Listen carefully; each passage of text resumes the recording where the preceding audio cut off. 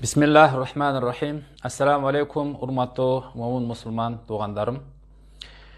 Allah Taala'nın salamı jana tinçligi barыңızдарга bolsun. Бүгүн мен bir video тууралуу сиздерге ой пикиримди айтам.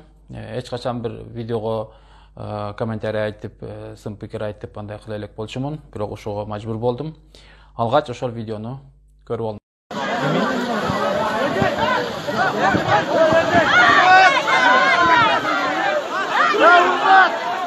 Hayda!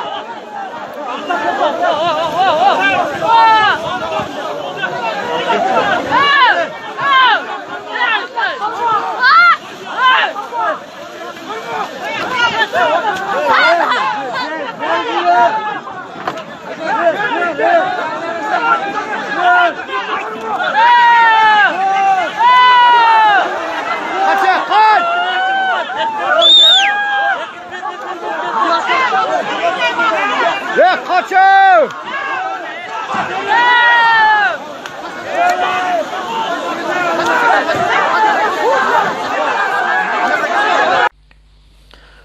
Мына ошентип мен эмне айткым келип жатканын түшүнгөн чыгарсыздар. Жогорудагы видеодо улак тартыш болуп жатат. Адамдар акылдуу, эс акылдуу, Алла Таала акыл берип айбандардан айырмалаган адамдар жаныбарлардын ичинен эң эле акылдуусу, сулуусу, сымбаттуусу, күчтүүсү адамдын канаты болгон атты минген. Анан улак чапмай башталган. Анан келип жанагы сайга бары кириптер болгон. Анан аттар сууга жыгылып, тепселеп, анан bir балбан деп коебуз биз улакчыларды мактап, сый кылып, аттан түшүп алып, аттын башына ал ат өзү жарымы ылайда, жарымы сууда, жарымы аттардын басындысында жатат, анан анын башына камчы менен чапкылап аткан. Экинчи видеодо болсо ат суу жутуп чыга албай ошентип кыскасы бир башаламандык, бир оюн. Биринчи видеону мен атайын видеосуну звугуну өчүрүп койдум. Анткени камерага тартып аткан жигит дагы ар экинчи сөзүндө сөгүнгөн. Жана ал жердеги улакчылар дагы баары атты дагы сөгүп аткан, өзүнүн дагы сөгүп аткан, жан дагы сөгүп аткан. Кыскасы ал сөздөрдү мен жайылып кетүүсүнө, сөгүнгөн жаман сөздү бир угуусуна себепчи болоюн деп өчүрдүм. Бул атты Алла Таала бизге өтө берекелүү жана кыргыздын макалыга жараша канат кылып эле жараткан. Атты Пайгамбарыбыз саллаллаху алейхи ва саллям Йеменден келген соодагерлерден бир атты сатып алды дагы. Мына ушул чекесинен кашкасы болот го, пешене деп коет, чекесинен сылап туруп, мынтип сылап туруп, анан айткан: "Сен бахарсың" деген. Сен деңизсиң, сен океансың деген. Анан Пайгамбарыбыз айткан аттын чекесине, башына Алла Таала берекени басып койгон. Мынча айтканда ат баккан адам бай болот, ат баккан, ат таптаган адам кем болбойт. Аттын туяктарынын астынан чыккан жалындар Куранда эскертилген. Ат тууралуу шариятта жана биздин кыргыз эмесинде өтө жакшы сөздөр бар. Бирок биз макул оюнду ойнойлук. Бирок ошол арам жолдорго иш бербейлик да, жол бербейлик да. Арам эмне? Ат оюндарына кызыгып, намаз каза болуп калбаш керек. Аттын башына чаппаш керек. Кумар болуп кетпеш керек. Алдамчылык болбош керек. Бирөөнү ашырып берет экен, тияка барып ташта дейт экен, тиги таштаган жеткенде ороп калат экен, анан таштады болуп, негизинен анын эмесинен жерге түшпөйт экен. Кайра эле жандагыны ашырып берип, алып сүйрөп келет экен, жерге түшүрбөй эле. Бул арам. Кыскасы, улак чапкан жигиттер, барыңыздар Алла Таала күч кубат берсин. Бата берип кетейин. Алла Таала сиздердин тапканыңыздарга береке берсин. Ошондой эле оору кырсыктан, жаман балекеттерден Алла Таала сактасын сиздерди. Бирок Пайгамбарыбыз сылаган аттын башына чапканыңыз бул адилетсиздик, бул кордук, бул маскара, бул зулум. Кыямат күнү ошол ат сизден ошол жериңизден өч алат. Жаныбарлар бири-биринен өч алып аткандан кийин адам баласы Жаныбарлар негизи эсеп китеп бергенге милдеттүү эмес. Алар күнөө сооп деген аларда болбойт. Бирок окшош жынстагы жаныбарлар бири-биринин мындай залакка келтирген болсо, ошолор дагы кайра тирилип туруп жаныбарлар бири-биринен өч алат. Мүйүзү бар теке, мүйүзү жок текени сүзгөн болсо, ошонун өч алат. Беркиге мүйүзү жокко тияктан мүйүз берилип туруп. Ал эми сурала турган, ар бир кыймыл аракетине жооп бере турган адам баласы албетте жаныбарларга кылган зулуму боюнча, ага кылган кыйынчылыгы боюнча жооп берет. Пайгамбар саллаллаху алейхи ва салламга бир төө келип арызданды.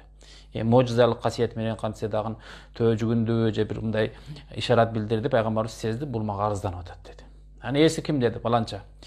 Сахабаны чакыргыла деди, чакырды. Бул төөнү сен көп иштет экенсиң. Жемди аз берет экенсиң. Жемди дагы жакшы берген, анан иштеткин деп насаат айткан. Демек, бул ат жаныбер акылдуу. Өзүңүздөр билесиздер, адамдын эң жакын жаныбары. Сулуу, салаваттуу, өтө жакшы. Бирок ал сиздин ошол кой утуп атасыз, машина утуп атасыз, жана башка техникаларды утуп атасыз. Сиздин ырыскыңыз ошол ат аркылуу келип аткандан кийин, эмне үчүн сиз аттын башына чабып, же болбосо ошондой жерлерге барып ойнойсуздар? Уят эмеспи? Эми Кыргызстандын улакчылары, Кыргызстан улакчылардын борбору деп интернеттен издеп караса, ошондой сайга кыпчылып алып, арыктын ичинде баткакка батып, бул жапайчылык деп айтпайбы? Же бир эреже киргизбейсиздерби? Улак башталарда микрофон бар, же микрофон жок болсо чогулуп алып туруп, "О, туугандар, биздин шартка жараша могу жерде бир арык бар, могу жерде бир сай бар. Ошол жака түшүп кете турган болсок, кимдин астында улак болсо, ошол менен түшүп кетти. Калганыбыз бери туруп турайлы, ошол сайдан чыксын, анан барып туруп кайра талашканары кете берели" деп бир эреже киргизип албайсыздар. Уят эмеспи энди? Ошол сууга түшкө сууга, анга түшсө анга, жана баткакка басса баткакка барып ошол жерден тартышып. Уят да, бул адамгерчилик болуш керек да, атты да кыйнабаш керек да. Кыямат күнү жооп бересиздер. Бүгүнкү күнү мен ошол имам катары, бир элге бир сөзүм өткөн молдо катары айтып коюп болсом, эртең мен дагы ошол жерде сиздерге кошулуп, Аллах Тааланын астында жооп беришим керек болот. Ат өч алганда, сиз жооп бере албай турганда, менден да сурак болот да. Дамлалардан, сиздин айылыңыздын имамынан да сурак болот да. Ошол улак болгон жердеги молдодон сурак болот, муфтийден сурак болот, казыдан сурак болот. Силер билип туруп, жаныбарга зулум кылба деп, улакчыларыңарга айтпадыңар беле? Ал жерге барып батаң беришти билесиңер, "О" деп. Неге айтпадыңар деп бизден сурак болот да. Муфтий Азирет, муфтий Максатбек ажы ар бир улакка барганда ушул нерселерди айтат. Муфтийдин айтканын кылуу бизге зарыл болот. Улакчылар жана молдолорду угуңуздар. Атка зулум кылбаңыздар. Жанагындай арам иштерди кылбаңыздар. Сөгүнүп, анан ичип алып ойногондор бар. Анан атка минсе эле ушул акыл эстен ажырап калганда эч эчтекени укпай, андай болбош керек да. Акыл эс менен болуш керек да. Атты кыйнабайын, жарымдага зулум кылбайын, аны камчылабайын деп. Мен ушул мойнумдагы нерсени айтып коюш милдетим. Жана угуп аткан киши сиз дагы улакчыларга ушул видеону жибериңиз. Өзүңүз дагы амал кылыңыз, туугандарыңызга жибериңиз. Атка зулум кылбайлы. Атты таптап, жакшынакай кылып, кооз кылып, ошол ойноп атканыңыздан кийин сизге утук байга алып берип аткандан кийин антип атты кыйнабаш керек. Башка чапкан эмне деген сөз? Жамбашы бар, тиги куйруктун өйдө жагында Алла Таала чоң кылып сизге камчы чабышыңызга ошол жерди кылып койгон. Мончолук май эти менен. Ал эми бул чекесинде деген териден кийин эле сөөк да. Мээ да. Өзүңүздүн акылдуу атыңызды мээсине чабасызбы камчы менен? Болбойт да, көзгө тийсе эмне болот? Андай кылбаш керек. Анан бир эреже киргизип алыш керек да энди.